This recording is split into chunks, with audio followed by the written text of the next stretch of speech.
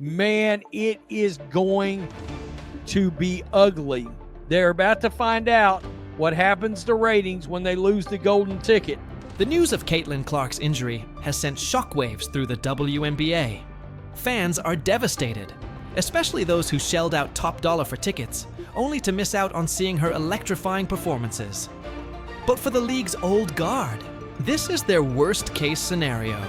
Even a brief absence from Clark threatens to expose everything they've been trying to keep under wraps. And the truth is, it already has.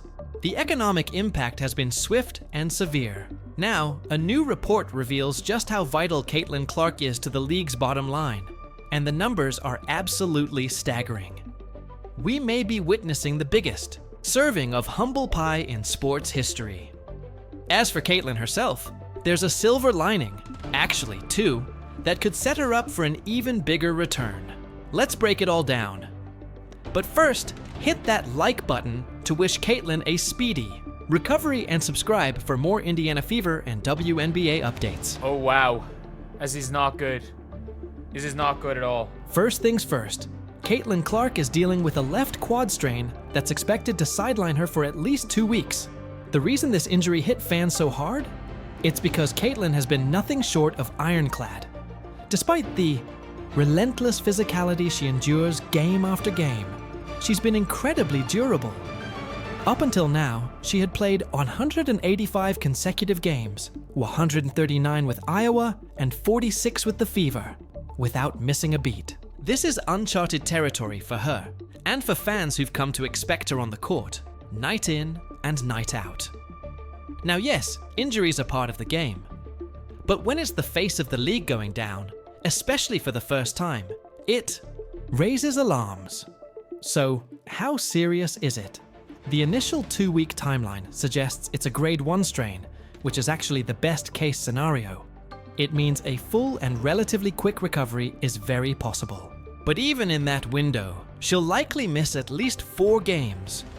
2 against the Mystics, 1 against the Sun, and 1 against the Sky. And speaking of that Sky matchup, all eyes are on the United Center. Will the crowd still pack the 20,000 seat arena now that Caitlin won't be playing? That game was expected to be a blockbuster. We're already seeing ripple effects, and I'll break those down in just a moment. Of course, Caitlin's health is priority number 1, no question. But if you're a Fever fan, you're probably wondering, what does this mean for the team? Don't worry, I've got a dose of optimism coming your way. I do see these games against the Sun and against the Mystics and against the Sky as winnable games. The good news for Indiana fans? These next 4 games are still very much winnable. Caitlin's absence, while significant, isn't likely to derail the Fever season. In fact, it looks like the team is making a smart, calculated move, choosing to rest her early in the season, before the schedule really ramps up. They're prioritizing long-term health over short-term gains, opting to protect their franchise star now, while the risk is still manageable. Rather than pushing Caitlin through a mild injury during a relatively low-stakes stretch, they're giving her the time she needs to recover fully. It's a savvy approach, and one we've seen from the Fever before. Just look at how they handled Sophie Cunningham earlier this season. All signs point to a team that's thinking big picture. And that's exactly what you want when building around a generational talent. Why you don't Put me sit on the sideline and talk? That's about all I'm she was ready able to do. play. She's out over there and just, I'm going crazy. Yes, she's going crazy. She makes every 24 hours. She seems to make great progress. So we'll just, it's a long season. So we want to make sure that we're making the best long-term decisions. Take Sophie Cunningham, for example.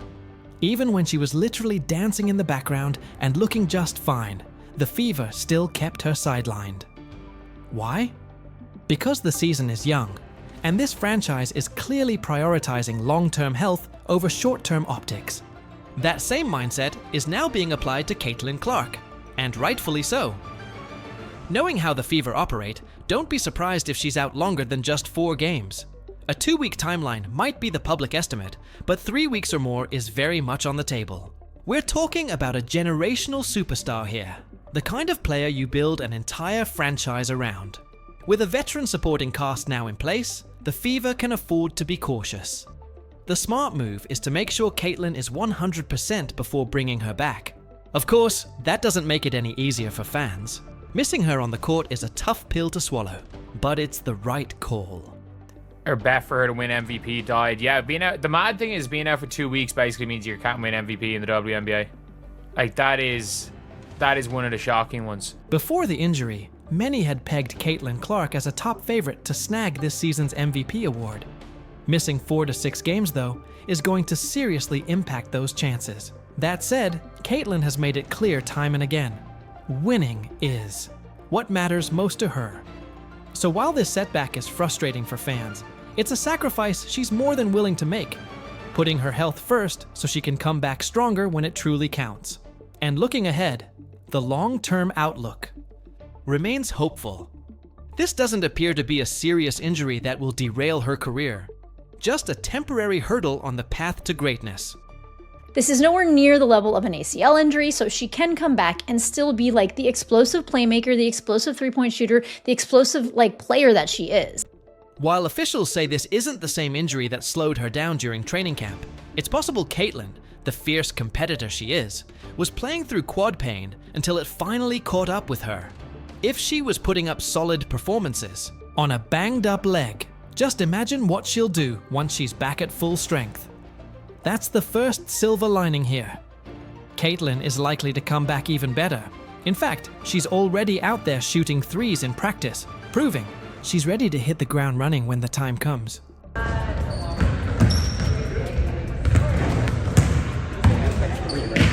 From everything we're seeing, this is far from a doomsday scenario for Caitlin. It's more of a speed bump on what promises to be an incredible journey.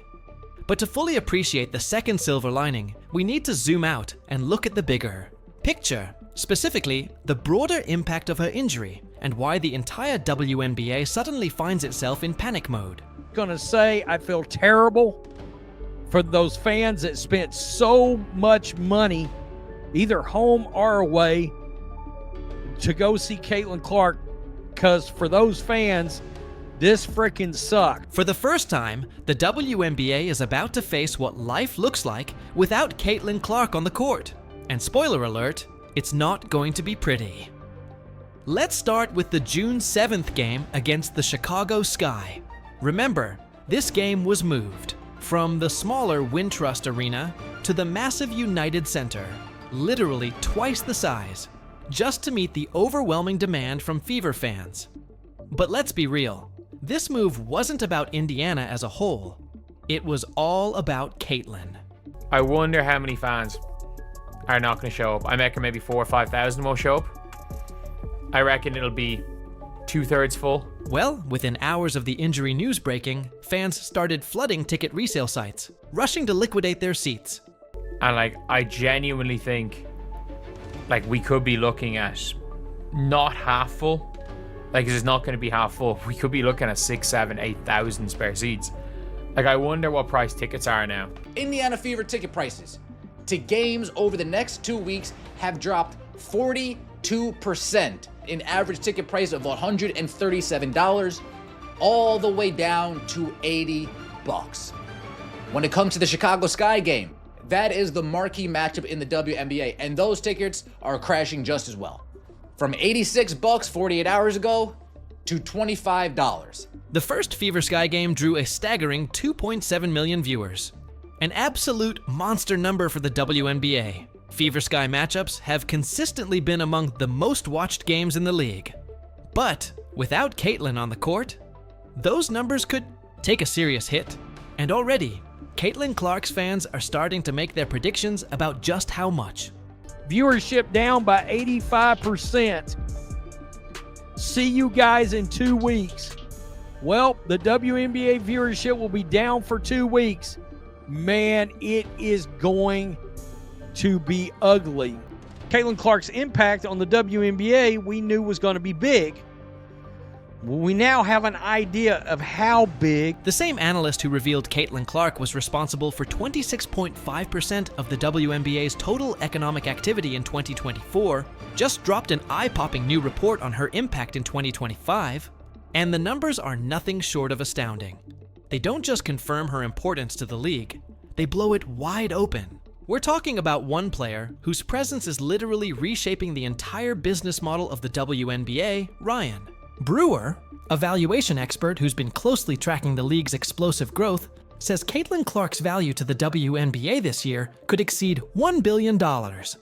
And that's likely a conservative estimate. If things just go as they were, I'm looking at $875 million, Brewer said to NBC News about Clark's potential monetary value for this season, for the 2025 season. Quote, and I could easily see that eclipsing $1 billion. Let that sink in. One player potentially driving over $1 billion in economic impact. This analysis factors in everything: TV viewership, ticket sales, merchandise, sponsorships, social media engagement, you name it. And it all leads to one undeniable conclusion. Caitlin Clark isn't just one of the WNBA's financial drivers, she is the driver. While Clark's popularity has aided the entire league, she's still one of one. As Media Sports Watch noted, 24 WNBA broadcasts garnered 1 million TV viewers. 21 of them included Caitlin Clark. The reason is simple, and exactly why the WNBA is shaking right now. They're about to get a microdose of what life looks like without Caitlin Clark. She's the crossover star the league has been chasing for decades. The player who brings, in the casual fans, the buzz, the energy. And now the analysis proves it. She particularly is the one who's driving a new kind of demographic that is reaching new kinds of people from the traditional WNBA fan base, that is causing the growth rate and also accelerating interest in corporate sponsorships. This situation with Caitlin Clark is a lot like what happened with Tiger Woods back in the 1990s. When Tiger burst onto the scene, he brought a level of athleticism, charisma, and dominance the sport had never seen before.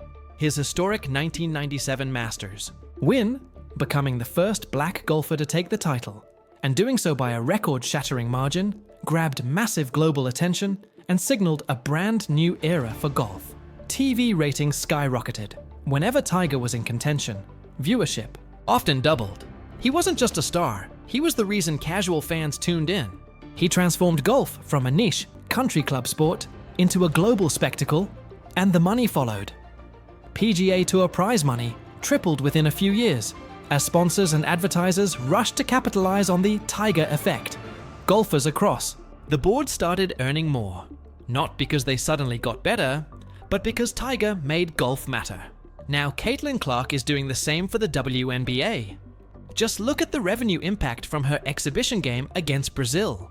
Average reported ticket price was $650. Now, if you do the math here and you do 15,000 people times $650, that is almost $9.75 million just for a WNBA preseason. And that's just one game. Now, real reports are starting to roll in about just how massive Caitlin Clark's impact has been on the Fever organization, all in just a single season. And honestly, the numbers are absolutely insane. All of this is good news for the Fever, which Sportico reported last year was worth $90 million. Brewer told the Star he believes the franchise is now worth $340 million. She quadrupled the entire value of a professional sports franchise in less than a year. And honestly, you have to wonder, why haven't the Fever made her a part owner yet? When you add it all up, it's clear why the WNBA is in panic mode. Right now, they're about to get a small, painful taste of what life looks like without Caitlin Clark. And honestly, it's a much-needed reality check. WNBA players weirdly have been fighting growth. Stop fighting the truth. Get out of your own way. It is a bad look. She is a fascinating player, and it must be exhausting hating new cool things. Despite Caitlin Clark's overwhelming positive impact on the WNBA, boosting every player's earning potential and visibility, the league has still shown resistance. We thought things were starting to shift. There was a moment of hope when some of the biggest legends in the game began speaking out in support of Caitlin, recognizing what she means not just to the Fever, but to the entire league. Have we ever had teams have to get into larger arenas to play against a team? No, we have not. So if we have more eyeballs on the game and Caitlin Clark brings that, why would we feel some kind of way because she has more television games? One word to describe Caitlin Clark. Amazing. Yes. A beast. She is the truth. She's the truth, and she was a rookie. But even with those powerful voices backing her, the resistance hasn't fully disappeared. Last year, you made a powerful statement saying the reason people are watching women's basketball is not just because of one player, but because of you two. A year later, do you feel like you're getting... Next question. Yeah. The haters still won't face the truth. Many are bitter about Caitlin's rapid rise and overwhelming popularity. You've got those stubborn few clinging to the idea that they were the reason behind the league's growth, trying to rewrite the narrative to fit their story. Even Nia Coffey publicly voiced her frustration over Caitlin getting more nationally televised games. Well, obviously Indiana, especially like with their free agents, they're gonna be a great team. Worse still, but to not have the defending champs on TV more, I think that is, I think it's kind of crazy. Narratives that paint Indianapolis as unsafe, blaming her passionate supporters for being hateful or toxic. It feels like some players and media voices would rather see the league fail without Caitlin than succeed because of her. There are literally players in the league that would rather burn down the league than have it succeed with Caitlin Clark in the league. They would rather burn it down, and that is it. You know that's the case. You know it's the case. I don't even have to say which players. You know that's the case. But now they're about to learn a hard truth. All the leverage they think they have means nothing without Caitlin Clark. Sure, it's a small sample size, just a few weeks sidelined, but sometimes that's all it takes for the cracks to show. The league desperately needs this wake-up call, and honestly, it would be a long overdue vindication for Caitlin and her fans. Not that it should even be necessary at this point. The proof is already overwhelming, but clearly some people still don't get it. So, just maybe the league needs to feel the dip. See the numbers crater, watch those seats empty and ratings plummet. And just maybe, they'll finally clean up the officiating while they're at it. Because let's be real, it's been incredibly one-sided, and fans are done pretending otherwise. Another year and another case of WNBA referees dropping the ball, not making the right calls when it comes to Caitlin Clark. Teams have been allowed to take liberties against Caitlin Clark all season, but it finally reached a boiling point in the game against the Liberty. The physicality, the missed calls, the blatant disregard for protecting the league's biggest star, it all came to a head.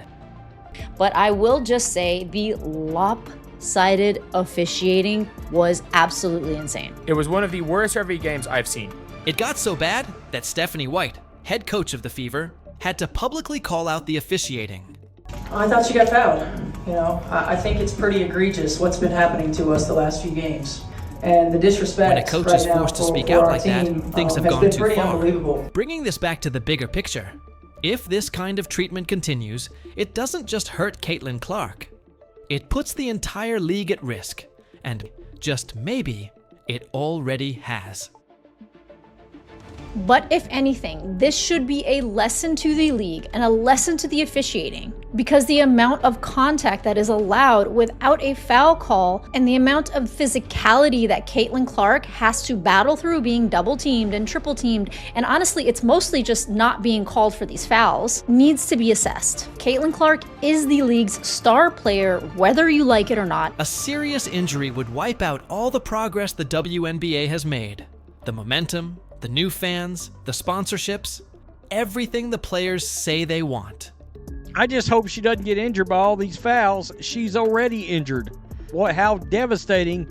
Any injury that gets her actually taken out of a regular season game, how much money in loss is that for the league?